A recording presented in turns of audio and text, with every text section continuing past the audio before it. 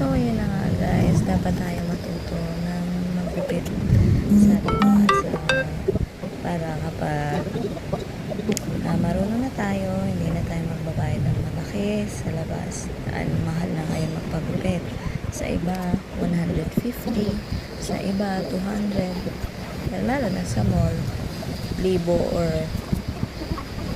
nasa kulang-kulang nasa 1,000 na agad. Pagupit ka lang na simpleng gupit.